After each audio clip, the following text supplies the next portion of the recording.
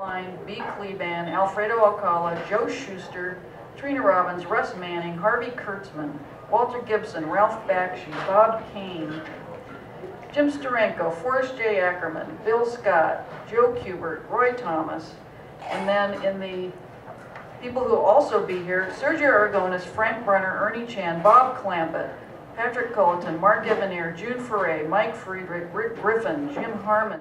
Those people are there and more, and you're just hanging out with them. I mean, that was the El Cortez in our mind. It was a hotel that had a crosswalk that went over across the street to a convention area. That's where the exhibit hall was and the programming rooms. Then the hotel proper had something called the Dawn Room, which was sometimes the art show, sometimes had other events in it. And then the central area was a pool that people would hang around at night. But I'm going to start things off with a bang and ask Clayton to tell us about the time he climbed up the outside of the El Cortez Hotel. I guess the statute of limitations is expired on this now. Well, I've been to Comic-Con since 1972, and I was a teenager when I first came. Newly arrived in San Diego from up north. And I've come to the con every year, like most of the rest of us, and this must have been around this era, 1977. I was up late one Saturday night, and I'd seen this Clint Eastwood movie called The Iger Sanction. You know, where he's a mountain climber, and good old Clint would go out there and do all his own stunts, and there's a scene of him climbing hand over this canyon, you know. I figured, okay, you know, I've been all over the inside of the El Cortez, one way or the other, working for the con and stuff. I was out late one night, and I was up early the next morning. It was like 5 a.m., and there was nobody else up. And so I went down by the pool, and I was kicking back by the pool, I was watching the sun come up. Looking up at the tower with the words El Cortez Hotel up there, you know, just like King Kong, I was wondering, what's it like up there? I wasn't disturbing anybody, so I went up as high as the elevator would go, and there was a bar at the top, right? I was too young to go to the bar, and it was up there. And you go down the hall, and there was a window, and you can open the window, and there's a fire escape. On the fire escape, well, okay, everything I do when it comes to stunt work has to be safe. You know, one step out, I got to be able to do it twice. You know, I'm not like these other guys, you know, gotta be able to repeat it. So, we climbed up the fire escape, and then up the fire escape there was another level, and I've been up on rooftops before, so there was a level, then you go up a ladder, and there was another level, and pretty soon you're at the top. And there's El Cortez sign over the park, and there's El Cortez sign over the city. And you can walk over to the E and the L in the hotel and look through it and look down at the lobby, which is, I don't know, maybe 14 floors down. And this great glass elevator used to rise up and down the outside of the El Cortez. My family vacationed there before Comic-Con ever happened. We used to ride the elevator a lot. There's a beautiful view of the harbor, which is now blocked by our many impressive skyscrapers.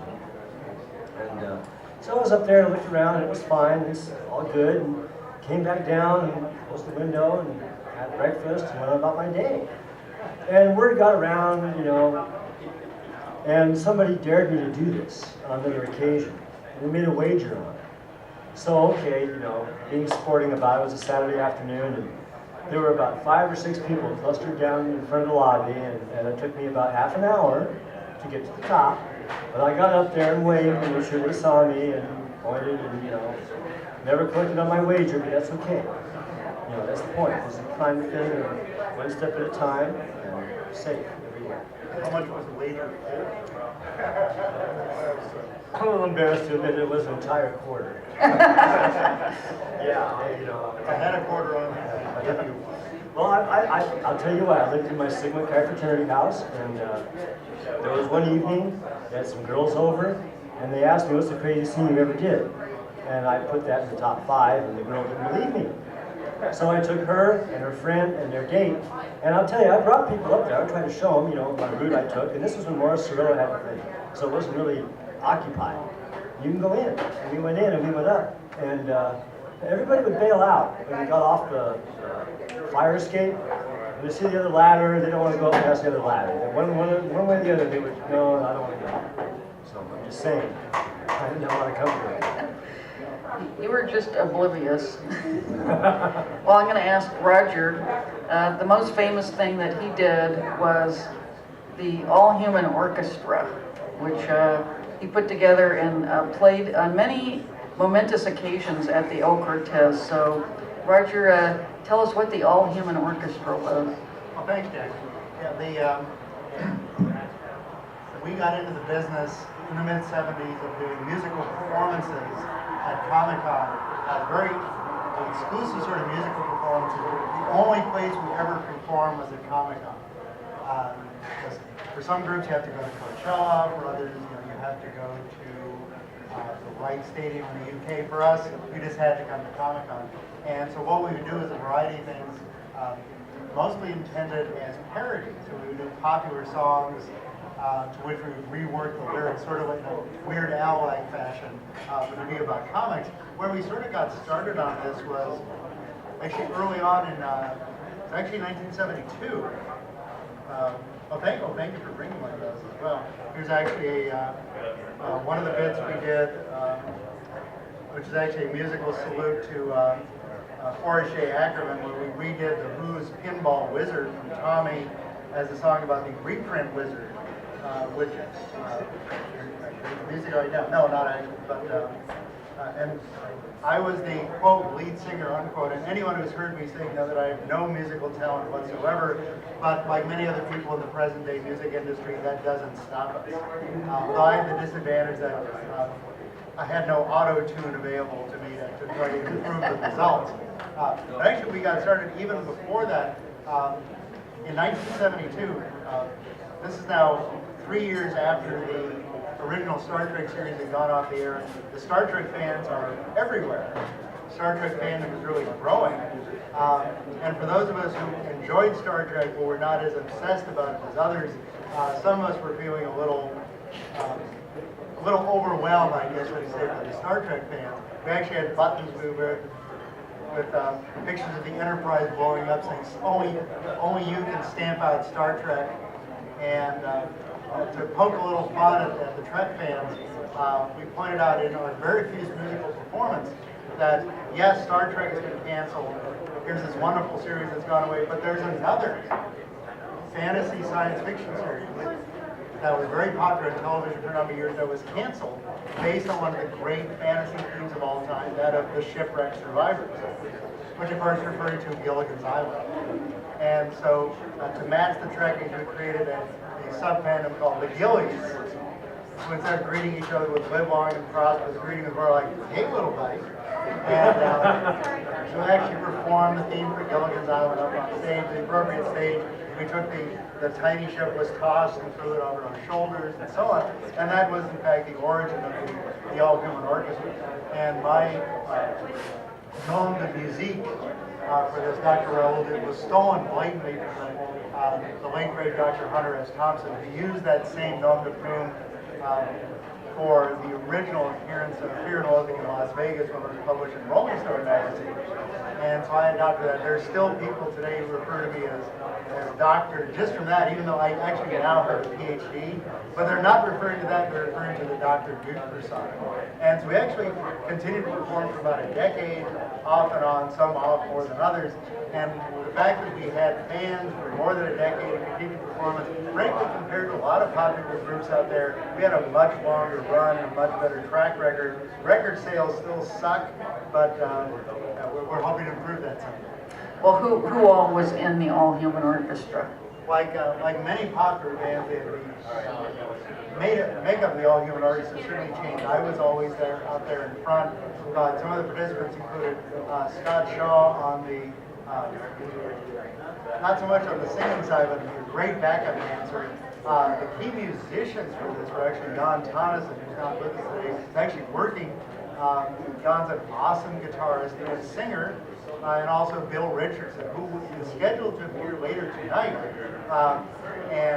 Also known as Jose Sinatra. Yes, Bill and Jan Tonneson appeared for a number of years as Bill as Jose Sinatra, and Jan either as the leader of the the Troy Dante Inferno or the Troy Dante Experience. And Or Bill- the Troy Dante Quintet, The even Troy though, Dante- even though it was just him. Yeah, if he was only there, it was the Troy Dante Quintet. If there were others, it was the Troy Dante Experience. And Jose Sinatra, the sort of character, or if you ask him, so Jose, how are you related to Frank Sinatra? His response would be, who? A very talented singer.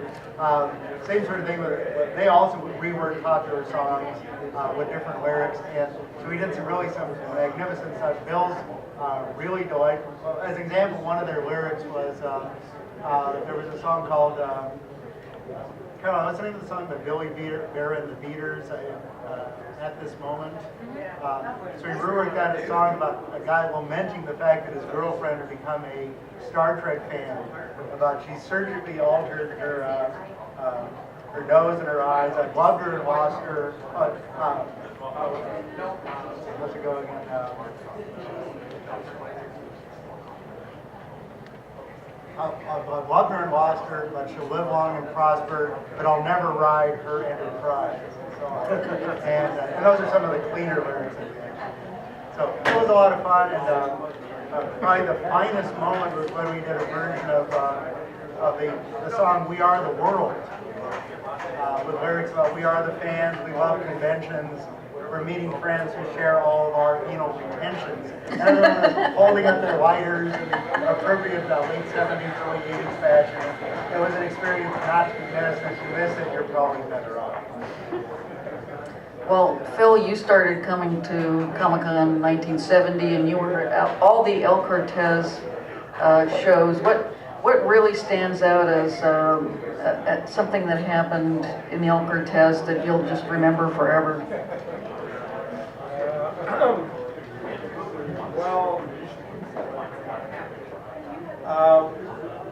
The El Cortez was great because they had a swimming pool, and I spent all my time, even during the day, by the pool with my friend Oliver Christensen, who worked for Penthouse magazine, and his first name, he spelled it backwards.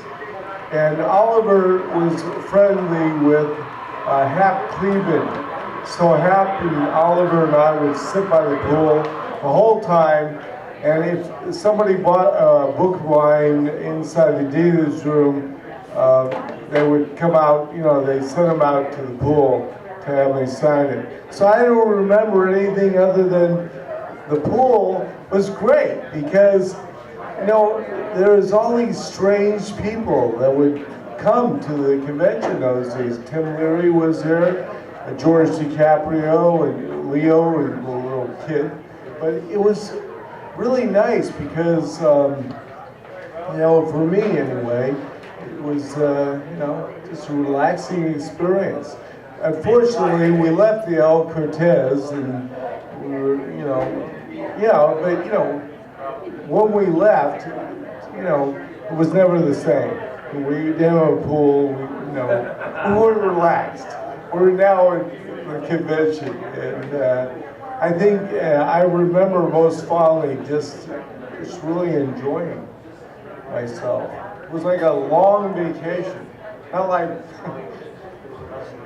yeah. Well, one of the things that they instituted at the El Cortez was the, I guess they called it like the celebrity brunch. And you could sign up to sit at one of the Comic-Con guest tables for this brunch. And then, there'd be, a couple of pros at the table and then a bunch of fans that could sign up to be at their table. So you could have brunch with one of the big stars of the show. And then during that, Shell would do kind of a program on stage where he'd have an easel up there and he'd ask the various cartoonists to come up and do drawings, and then they would auction them off for funds for Comic-Con. And some of my favorite memories are from being at that brunch. For instance, speaking of Hap Cleveland, I was at his table once, and a woman came up and she said, "Oh, Mr. Cleveland, my sister loves cats so much, and if you could do a drawing for her, she would just be so excited. I really appreciate it, but she likes Siamese cats, so could you draw her Siamese cat? And he said, I don't draw Siamese cats. I only draw striped cats. She said, oh, but please, oh, please, oh, please. So he said, okay, okay. So he draws a picture for her, gives it to her, and it's 2 striped cats joined together at the stomach.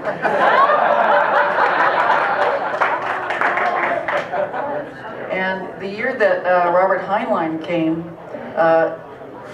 Heinlein was a gentleman who always dressed up very nice. If you ever saw him at a convention or event, you know, he was a guy that this was just part of his lifestyle, to get dressed for things and always look natty. He shows up at the brunch in a Hawaiian shirt, and at one point Shell says, hey, Robert Heinlein, come up on the stage and do a drawing. Well, Heinlein, as we pointed out in the souvenir book for that year, actually had done some cartoons for the Annapolis newspaper when he was attending Annapolis, so he had a little bit of experience drawing. He gets up there and he draws the torso of a naked woman. And that got auctioned off, and I can't remember what amount for, but you know, somewhere somebody has this big giant naked torso drawn by Robert Heinlein at Comic-Con in 1977. So, Clayton, you were in charge of the art show. What were some of the other things you did in the 70s at the El Cortez? Well, you were mentioning the brunch, and we had banquets too. Right. With the evening pot awards and such. And you could sign up for a table and pay for it and register for a vacant table. But I went to one of those Sunday brunches and I sat with Jack Kirby's too. And he was very friendly and very nice. Everybody ate their food, you know, and tried to pump up information about what's happening next to the new gods. And he would just tell you to go buy the book, which is good advice because it was certainly worth it. But you know, everything was friendly and cordial, like Jack was describing there. As far as the art show is concerned, I ran it, I think it was 1975. I was in high school, and happy to do it, you know, and to set it up. I was just following the guy that was already there. The fire marshal says how far apart to make the aisles, and all our rooms were set up that way. And so, again, I followed the lead that was given to me by people on the committee. And I was, about 3 months before the art show, I was home in the afternoon, and my mom got a phone call. Long distance from, I think it was Pennsylvania, and it was Steranko. And he was calling to talk to me about making arrangements for his paintings in the art show. He sent out, I think it was 6, right? 6 shadow paintings. The full paintings that were the covers for these paperback books that were being published by the Shadow. And, well, okay. And he wanted to make sure that, you know, somebody responsible was going to meet these things and the security for them and all that kind of detail. And I tried to satisfy him. And, you know, again, the art show, you know, we picked up their things. It's been so long ago since I ran it, the system's changed a lot. But the premise is still the same. It's always uncensored, too. You know, if you brought your piece, you showed your piece, that's what you show. You know, it's not changed or altered or protected in any way, you know, and you get the feedback you deserve from your work. I know airbrush, and he airbrushed t-shirt designs right there in the art show. And I have at home I just went to like Salvation Army and I said, I need a shirt of some kind so that I can get Stanley Mouse to do. So I got, it's like a wife beater thing that I got, that he did an original Stanley Mouse design in color, airbrushed onto that shirt, one of a kind. Did a lot of the Grateful Dead album cover. Yes. The Grateful Dead, you know, Alton Kelly and Stanley Mouse, Rick Griffin, all these great artists would come to San Diego. It was really an opportunity for me, especially I was a young guy, to meet, you know, our, you know, heroes. And they really were treated with, the thing that I often say to people today is that we're, you know, we like rock stars, you know, now. But in those days, the artists were almost like rock stars. They were treated the same way. And that's something that is really not you know, kept up with the times. You know, we had the same status, more or less. Some of those, you know, underground guys who painted all these posters and all this art, they were really treated with respect, and I would like to see that come back. We had a lot, well, in '78, and we'll be talking about this tomorrow morning on the Underground Comics panel. David Scroggie and John Hartz were very big fans of Underground Comics, and they were programming coordinators for Comic-Con in the mid-'70s, and they really wanted to get the underground artists to come down to San Diego. And I think they went up to something called Berkeley Con, and they met a lot of these people, and the way they talked them into coming down was Harvey Kurtzman was going to be a guest. And to the underground cartoonist, Harvey Kurtzman was God. So we had one year there where, I mean, we had S. Clay Wilson, we had Spain Rodriguez, Paul Mavrides, Gilbert Shelton, Gilbert's partner. We had Sherry Flanagan, just the full spectrum of underground artists, including, you know, up-and-comers like Carol Leigh, and they just had such a good time. And this was kind of the later stage of undergrounds, because by the late '70s, you know, everybody had kind of moved on to do other things, but you know, a lot of them just kept coming back because they just liked the whole atmosphere of the show and hanging out at the old Cortez. And Moscoso, you know, a lot of the original Zap artists were there. And I had one experience of 1980, Tezuka came, and a group of Japanese greats and fans came on a excursion from Japan just to come to Comic-Con, and they showed Phoenix 2442, which was one of Tezuka's movies. And I remember distinctly that I was sitting with Hap Kleban and Victor Moscoso watching this Tezuka movie, and at the end of it, it was like, show it again, show it again. I just loved it. So it was, Comic-Con had a way to put in one place, here's Japanese stuff and underground stuff, and put them together and, you know, mix them up a little and that sort of thing.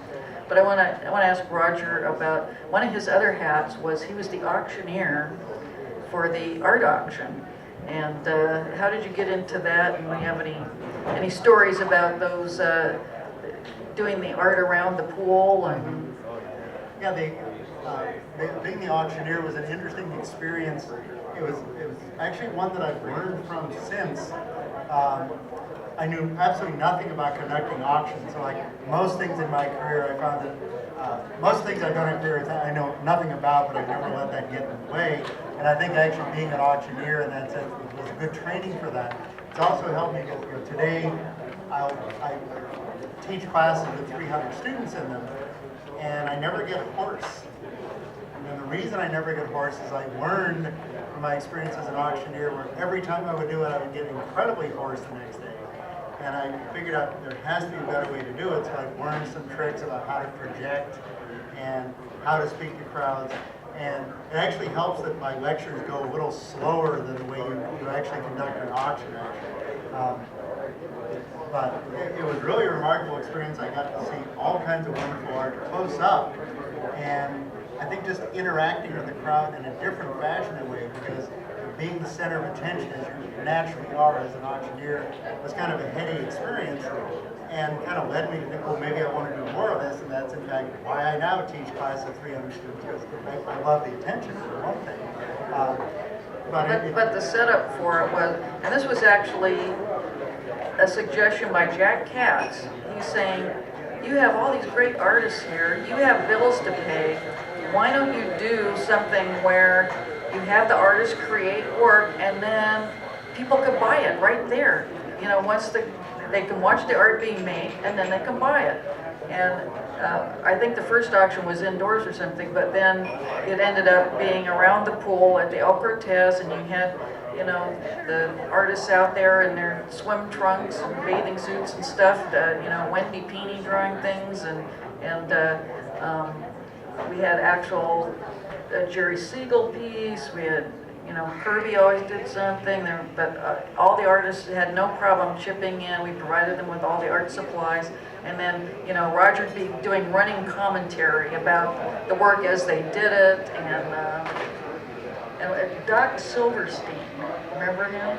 He was the guy who bought everything. Oh, yeah. He always wore a Doctor Strange outfit, but I think he was a dentist. And he had money, and he would come and he would just, you know, pay top dollar for all this stuff. And I wonder to this day, where is his collection of all those things? You know, I have a few that I bought that I still have. I have a Pudge Girl blimp. Oh, yeah. and I have a Betty Boop that was done by Leslie Cabardo. Who's the person to do it for us? No, and I think it was particularly useful to see for not just for me, of course, but for everyone who was there around the pool, to see this stuff being created. Because, as you know in your own experience from watching artists do stuff for you in Artist Alley or in the dealer's room, it's one thing to see the final art, but it's quite another to see it being created on the fly and see the sequence of that. And this is a wonderful opportunity for more people to see that. And it was just so much fun watching all that going on in the same fashion that I think, you know, if you watch a cartoon at home, it's funny, but if you watch it in a theater with an audience, it's much more entertaining. And exactly the same thing was true about the way in which you watch cartoons actually creating this stuff. And it was really fun for me to try to riff on the things they were doing as they were being drawn. And I think doing around the pool, as Phil was saying, that pool was really essential. There was so much attention being paid to things that were not in the pool itself. It's really surprising in retrospect that fewer people, that more people did not actually fall into the pool. But I really don't remember anybody falling in. Snake repellent. Now, well, I'm a swimmer, so I would spend, they had a diving board on that pool. And many afternoons I'd take a break and put on my suit and I'd go diving. I'd swim in the pool. There was there's a story about the shark that fell in the pool. I don't know anything about that. No, but the next day the pool was closed. A couple of years later, there was an event out there late at night, and it was dark, and everybody was still hanging around the pool, 11:30 at night, you know, and I was standing in the dark, and everybody was talking, and right in front of me was Jack Kirby, in the dark. Now, I'd been on our trips to Jack Kirby's house. I went up there once or twice, and I talked to him. And here I am, you know, talking to Jack Kirby. And I don't know, I must have been 22 years old or 20 years old. And just, what are we going to talk about? We talked about Westerns. And he was a fan of the Clint Eastwood Westerns. And you could have those kind of, again, personal conversations with people. And here's a guy from World War II and all of his life experience, and here I am, you know, kind of naive in my life experience. But we found things we could connect on, you know, on a human level that meant important to us. You know, he did Westerns, he did Raw Kid and stuff, but they were kind of G-rated Westerns compared to Clint Eastwood. And to find out that Jack Kirby had a taste for R-rated movies and subject matter that he couldn't really project in his own work, that was kind of, you know, inspiration. And watching Jack Kirby talk to people in the dealer's room, as people like Mark have shared with us, he'd stand there and just make chatting conversation with people as they came by. And I work with students now, like Roger does. I work in high school, and that personal touch means a lot. And I got it from him and Will Eisner and all the other gentlemen. I have a theory about people who read comics, people who do comics, and the morality in comics is usually very positive. Superman is a good guy. Batman used to be a good guy. Captain America is still a good guy. Submariner we're not sure about. But superheroes are good people. And people who like superheroes are pretty good people too. And we have 40 years of evidence to back that up. You know, I just throw that out there because across the years I come to Comic-Con all this time, haven't, you know, been mugged yet. Well, Dennis Smith got mugged at the El Cortez. Dennis Smith did? Yeah. He was going out to his car one day, parked up behind the El Cortez. Oh, yeah, that's off the property. And my lawyer would say. And poor Dennis got mugged. So that's his El Cortez experience. Now, the El Cortez, you can sit before that facility across the street, that convention center. That was also where the political conventions and the elections used to hold their coverage of the election. Now it's at the convention center again in West End. That's where we moved to, of course, from the El Cortez. That's still, how long has that been? That's 1965, that convention center. Yeah, another aspect of Comic-Con where you had live art being created was at the Inkpot Awards ceremony. And a tradition started where Sergio would just be standing there next to a blank page, and as the presenter would be talking, he'd be drawing the presenter. So if it was Shell, it'd be like he'd be doing a Shell cartoon, and then whoever was accepting the award would come up, and in the course of them just saying thank you for this award, Sergio would do some brilliant cartoon of that character, and it was really something that you wanted to be a part of because it just was special.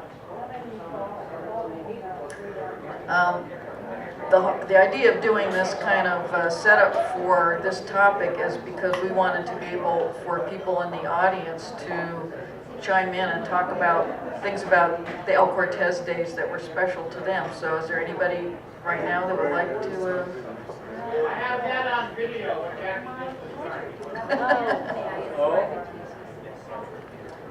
And there, by the way, if you haven't been there, there's a website called Comic-Con Memories that has stuff from various conventions over the years, but primarily San Diego, and there's even audio from the 1970, the very first convention, interviews with Ray Bradbury and Jack Kirby. What year did Frank Capra come? Frank Capra came in 1974, and I actually got to interview him, which was, yeah, I'm going to keep coming back to this show. I get to talk to Frank I was Capra. walking a box of comics back from the dealer's room to my room because I didn't want to sell them or trade them. And I'm walking across to this old guy I'm talking to. Hi, Bob. Well, I'm Frank, and he had a stack of comic books. Oh, We walked up and they were talking at the elevator, we were sitting beside the bathroom about comics. And, I'm Bob Grandma, what are you? He said to me like was in the movie business. So I'm that Frank Capra. And you can like hear my chin hit the ground. That's why I don't tell people my last name right off the bat. Thanks for the wasn't 20-minute conversation where no one knew who I was. I have a question. I was very good friends with Ron Cerns in high school, and I'm told he was one of the people at the early Comic-Cons representing the Tolkien Society. Do any of you have any remembrances of him? personally, no. Actually, in reference to that, one of the things I'm involved in now, kind of tangentially, is San Diego State is starting an archive project. With the passing of Richard Alf last year, many of his papers, memorabilia, he was one of our founders at Comic-Con, of course. And he basically has donated a lot of that material to San Diego State. And they're beginning the process of archiving it and sorting it. They're going to build an exhibit out of it and maintain an archive that chronicles the history of Comic-Con. And part of that, I lost my train of thought there for a second. But Richard had a one-page summary of the history of the early conventions from an old program book, and he gave it to me. And I have it here, and I'm giving it to them. And on this one-page summary, he lists how this came from WesterCon and how they recruited people to the Tolkien Society and the Society for Creative Anachronist and the other Star San Diego and all the other fan organizations that were operating in the area. They recruited them one by one on the diversity principle to bring everybody together to make the event happen. And again, this summary is the bedrock of the history for him. And it was written in 1973. Okay, so that's what I know about it. It's kind of before my time. But that person is not named in here. They need some other people. But the Tolkien Society in particular, was something Richard mentioned in conversation. That they responded to his request. Yeah, sure, we do that. The science fiction roots of this were the model of inspiration for everybody. I wanted to see how many people are familiar with this book. Yeah, this is what we put out a couple years ago to commemorate 40 years of Comic-Con, and there's stuff on every era. And this is my copy with all the signatures and stuff in it. But I'm looking through here, and I'm seeing Chuck Norris. He came to the con in person, August 2nd, 1975. And I'm seeing Joe Shuster drawing Superman, and I'm seeing Will Eisner talking to Gil Kane. And at the inkpot ceremony, people getting inkpots that year, we had C.C. Beck, Milton Caniff, Russ Manning, Jim Starlin, Jack Kirby, Barry Alfonso, Dick Moores, Bob Clampett, June Foray, Jerry Siegel, Russell Myers, Dawes Butler, Robert Bloch, George Powell. And all of those guys are in this one picture that they were all at the 75 Comic-Con. And one of the people who was pretty much a big presence during the 70s was Steranko, and he was a character. And I can remember we had a group of people that all went to go-karting one night. And I'm trying to remember the name of the guy who ran over Steranko's foot. But Fortunately, he never had to draw with his feet. yes, so that guy was like in the blackballed for a while from dealing with Steranko at all, but I think he ended up being quite a successful businessman. And then another year we went miniature golfing with Jack Katz. Jack Katz, the worst miniature golf player in the history of the world. He didn't understand the concept of a golf club and a ball. And he would somehow, the club would hit the ball and the ball would go to 3 different holes over from where we were. And he'd just obliviously go walking on thinking, yeah, I did, okay, that's my turn. Well, Jackie, that doesn't surprise me. Jack, wonderful artist, but fairly clueless about sports. He once proposed to us that an excellent sport for inner city kids would be to train dogs to swim and have competitive dog swimming. And so I think that's been about as successful as his miniature golfing career. This is the same Jack Katz who thought of the art auction, right? Yes. Well, he's a genius. Because the San Francisco Giants used to have Portuguese water dogs that would swim in the Covey Cove after home run balls hit in the cove.